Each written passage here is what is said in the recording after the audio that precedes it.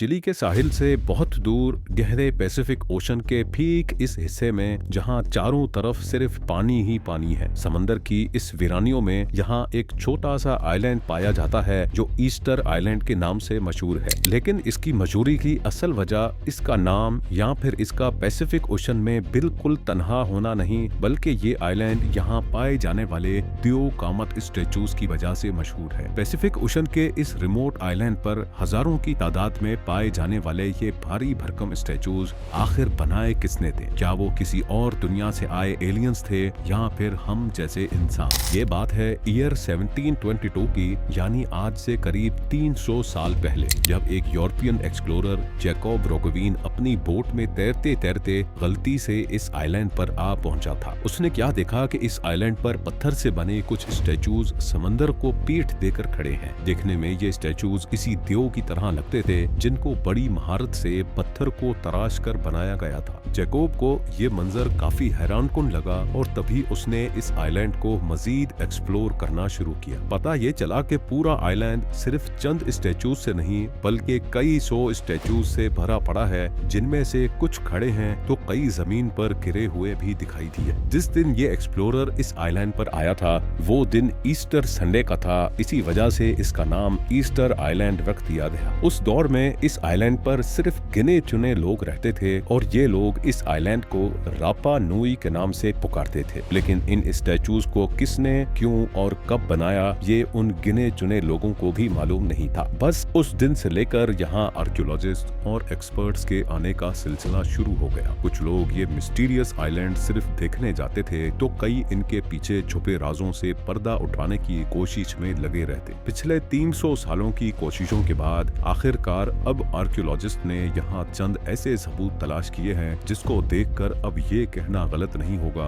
कि हम इस मिस्ट्री को सॉल्व करने के काफी करीब पहुंच चुके हैं। ईस्टर आइलैंड समंदर में इतना तन्हा है कि इसका पड़ोसी पिटकैन आइलैंड यहाँ से 2075 किलोमीटर की दूरी पर है, लेकिन यहाँ पर इंसान भी नहीं बसते। 500 लोगों की आबादी वाला करीबी आइलैंड यहाँ से 2600 किलोमीटर दूर है, जो मैंगरीवा के नाम से जाना जाता है, जबकि ईस्टर आइलैंड खुद चिली की टेरिटरी में आता है और यहाँ से चिली का साहिल भी 3512 किलोमीटर दूर है। आज के दौर में यहाँ पहुँचना सिर्फ प्लेन की मदद से ही पॉसिबल है, जो चिली से ईस्टर आइलैंड तक पहुँचाने में पूरे 5 घंटे लगाता है। एक नॉर्मल साइज के शहर जितने बड़े इस आइलैंड में करीब 1000 बड़े बड़े स्टैचूज मौजूद है और इन स्टैचूज को मोआई कहा जाता है। इन स्टैचूज में से कई की आंखें हैं तो कई बगैर आंखों के बनाए गए थे, जबकि इनकी लंबी नाक, शार्प चिन, चिपटे सर और लंबे चेहरे इनकी शक्ल को एक अनोखी पहचान देते हैं। एक एस्टीमेट के मुताबिक ये स्टैचूज 13th सेंचुरी में बनाए गए थे, यानी आज से करीब 700 साल पहले। कई स्टैचूज अपनी बॉडी समेत आइलैंड के बॉर्डर पे शान से खड़े हैं तो कई के सिर्फ चेहरे जमीन पर पड़े देखे जाते हैं। लेकिन 2012 में एक्सकवेशन के दौरान एक हैरत अंगेज हकीकत से पर्दा उठा। पता ये चला कि सिर्फ इनके चेहरे ही नहीं बल्कि इनकी पूरी बॉडी भी है जिसको जमीन के अंदर दफन किया गया था। इनमें से सबसे लंबे स्टैचू की हाइट 33 फीट, यानी इसकी हाइट एक पैसेंजर बस की लंबाई जितनी ही है, जबकि इसका वजन 90,000 केजी बताया जाता है, जिसको उठाना तो दूर की बात, इसको हिलाने के लिए भी 500 लोगों की जरूरत पड़ सकती है। पत्थर को तराश कर स्टैचूज बनाना और फिर इतने ज्यादा वजनी स्टैचूज को आइलैंड के डिफरेंट स्पॉट्स पर लाकर खड़ा करना, ये एक ऐसा टास्क लगता है जो इंसानों के बस की बात ही नहीं। लिहाजा कई सालों तक ये माना जाता था कि ये काम स्पेस से आए एलियंस ने किया है, लेकिन मॉडर्न रिसर्च से ये थ्योरी बिल्कुल गलत साबित हुई, क्योंकि साइंटिस्ट और आर्कियोलॉजिस्ट को कई सबूत मिल चुके हैं जिससे ये बात जाहिर होती है कि ये स्टैचूज इसी आइलैंड पर मौजूद इस वॉल्केनो से निकलने वाले वॉल्केनिक ऐश स्टोन से बनाए गए थे, यानी ये काम यहीं इसी आइलैंड पर रहकर किया गया था। रिसर्च टीम को तराशने की बात तो समझ आ गई, पर अब ये समझना काफी मुश्किल हो रहा था कि इतने वजनी स्टैचूज को वॉल्केनो साइट से कई किलोमीटर दूर आइलैंड के डिफरेंट स्पॉट्स तक कैसे पहुंचाया गया होगा, क्योंकि आखिरकार एक स्टैचू का वजन करीब 14 हाथियों के वजन के बराबर है। आज के दौर में भी अगर मशीन्स का सहारा ना हो तो ये काम करना इम्पॉसिबल लगता है। एक्सपर्ट्स का मानना है कि स्टैचू को रस्सियों से पकड़कर बैलेंस किया जाता था और फिर इसको आहिस्ता आहिस्ता चलाया जाता था। जी हाँ, स्टैचू को चलाकर आइलैंड के डिफरेंट लोकेशंस तक पहुंचाया जाता था। इस बात को प्रूव करने के लिए कंक्रीट की मदद से एक स्टैचू बनाया गया और इसकी तीनों साइड्स पर रस्सियां बांधकर इसको बैलेंस किया गया। एक खास एंगल पर स्टैचू को झुकाने के बाद एक साइड से जब इसको खींचा गया तो स्टैचू हैरत अंगेज तौर पे आगे बढ़ने लगा। लेकिन एक आखिरी मिस्ट्री को सॉल्व करना अभी भी बाकी था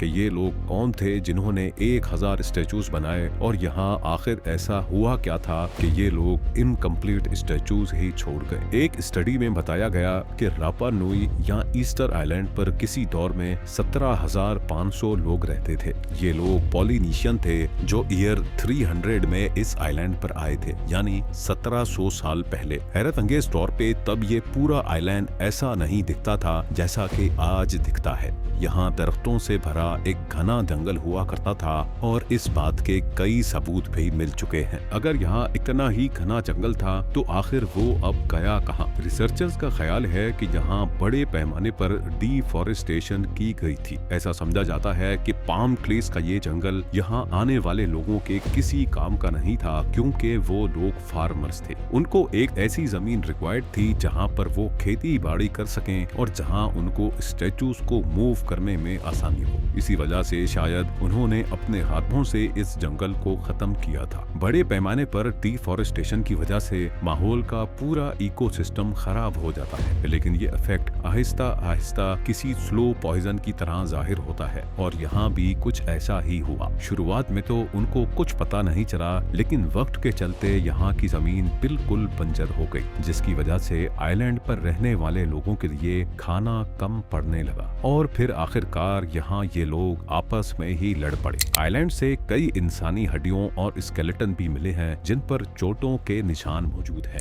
ये इस बात का सबूत है कि यहाँ सिविल वॉर हुई थी जिसमें ज्यादातर खवातीन को निशाना बनाया गया था। ईस्टर आइलैंड पर खवातीन की तादाद कम पड़ जाने की वजह से यहाँ की पॉपुलेशन आहिस्ता आहिस्ता कम हो गई और आखिरकार एक वक्त ऐसा आया कि बच जाने वाले लोग यहाँ से माइग्रेट करके कहीं और चले गए। आज ये island UNESCO world heritage site का हिस्सा है, जहाँ पर इन जायंट स्टोन स्टैचूज को देखकर यकीन नहीं होता कि वाकई ये इंसानों ने ही बनाए थे। इन स्टैचूज को रिलीजियस पर्पस के लिए बनाया गया था या फिर इनका कोई और ही मकसद था? इस बारे में कई रिसर्चर्स की अपनी अपनी थ्योरीज हैं। लेकिन दोस्तों, एक ऐसा शहर भी था जहाँ इंसान का खड़ा होना भी मुश्किल था। मैं बात कर रहा हूँ वेनिस की। ना रोड थी, ना जमीन और ना ही साफ पानी, मगर फिर भी वेनिशियनों ने इस दलदली जमीन पर अपने दौर का सबसे ताकतवर और अमीर शहर कैसे बना लिया। अगर आप वेनिस के इस हैरत अंगेज इंजीनियरिंग के कारनामे को डिटेल में समझना चाहते हैं तो ये वीडियो आपके लिए है, जरूर देखिए।